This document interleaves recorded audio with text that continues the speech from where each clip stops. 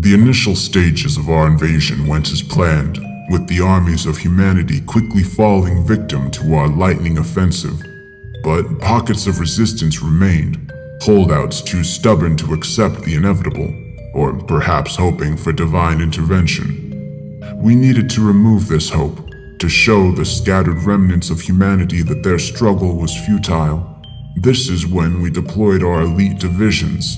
The course of the war to date had gone reasonably well from our perspective. The Nazi juggernaut had swept across Europe, toppling nations, destroying armies, and slaughtering countless innocents. Disciples of chaos, violence, and bloodshed. Perhaps the best we've seen throughout human history. Yes, the fascists proudly bore the mark of Cain, but they weren't the only ones. The godless Soviets were quite happy to starve and shoot millions in pursuit of their workers' paradise. The Japanese conquered and enslaved their fellow Asians, and even the liberty-loving British and Americans could justify bombing cities into the ground. Yes, evil was flourishing, and violence had become normalized on the mortal plane. Mankind had created this bloodbath, and they unwittingly presented us with the perfect opportunity to rise up and launch our own assault upon the earth. He has risen. The Dark Lord has arrived on the mortal plane, and his legions are conquering the earth in his name. Nothing can stop our onslaught. Those who wish to survive must join us. We require a service to our master. Follow these instructions carefully. Take a knife or sharp instrument and use it. You must kill a family member or neighbor. Slice open their belly and feed on what's inside. This must be done. Evil shall prevail. The ground before us opened up, revealing a vast, gaping hole descending deep into the earth. That was the moment when I noticed a change in my comrades.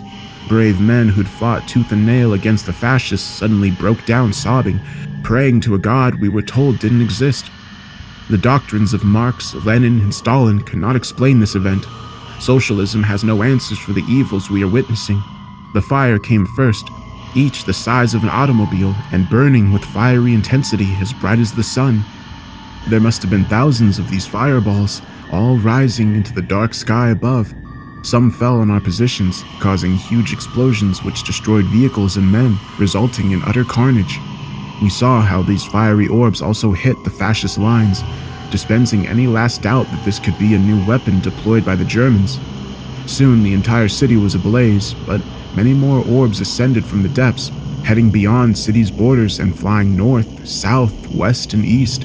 I guess they were targeting other positions far from here, and they seemed to be guided by some unseen force. By the time the attackers reached our lines, we made a horrifying discovery.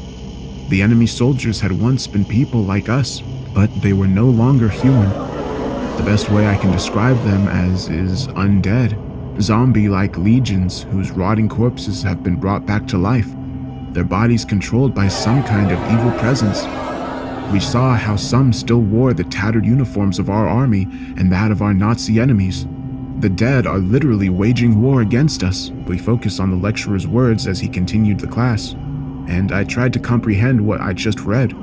I told myself that it couldn't be real, but photographic evidence soon followed. The first image displayed on the PowerPoint showed a night sky lit up by thousands of burning orbs, just like the witness had described. The next was a graphic image of savagery and bloodshed. The photographer appeared to be on the roof of a building overlooking the blood-splattered city square overrun by zombie-like foot soldiers who feasted upon the entrails of dead and dying soldiers, both Soviet and German. Last came a grainy black and white image of something truly terrifying. A vast gargoyle-like creature perched on top of a ruined building, its wings folded. I noted its evil scowl, exposing rows of dagger-like teeth and the blackness in its eyes, like those of a shark. The waves, vast appendages as thick as tree trunks. The slimy tentacles wrapped around the exposed body of the submarine, tightening their grip so hard that they crushed the steel hull. The beast seemed to exert little effort as it pulled the boat under the waves, condemning its crew to a watery grave.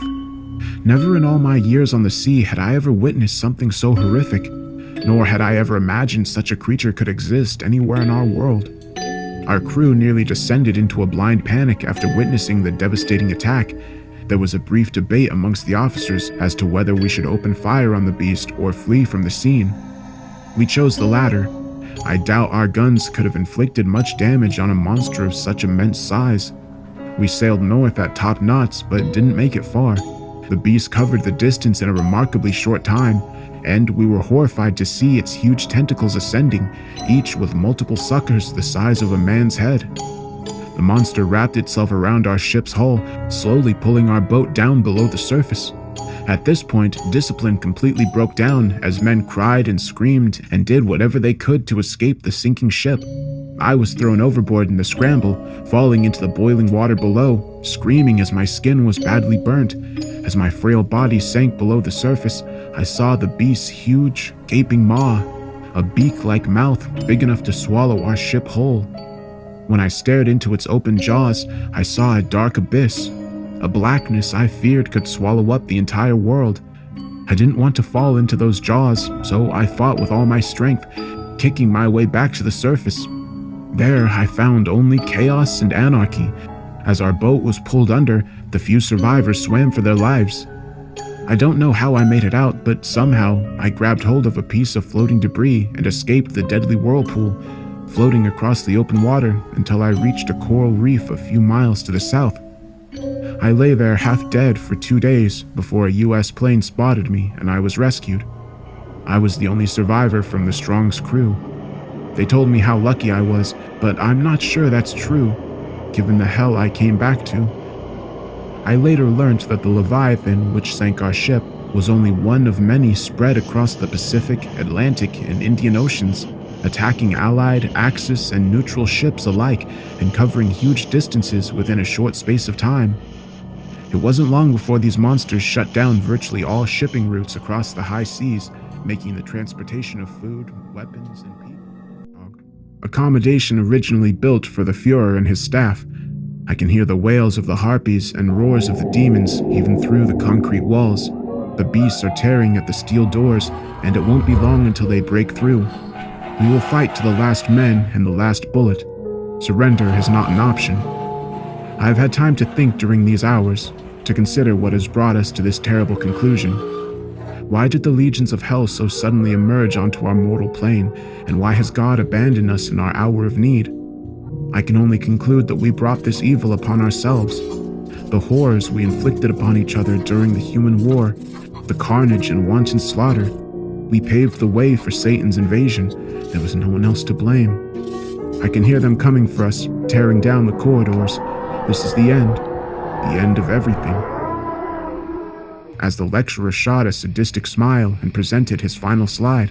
And so, our glorious victory was complete. The age of mankind was at an end, and the time had come for our master to claim his spoils of war.